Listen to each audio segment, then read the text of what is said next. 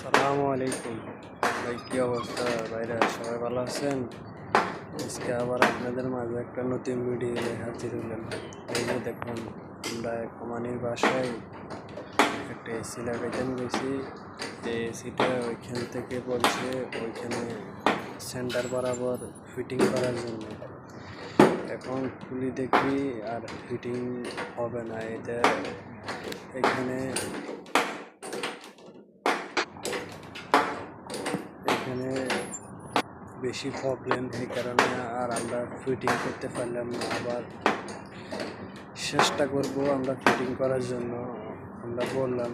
তারপরে সে বলল তোমরা চেষ্টা করে দেখো, পারলে ভালো হবে আমাদের জন্য, এই কথা বলে গেল। ইনশাল্লাহ আবার নতুন নতুন ভিডিও দেওয়ার জন্য চেষ্টা করব। সবাই লাইক সাবস্ক্রাইব করে দেবেন।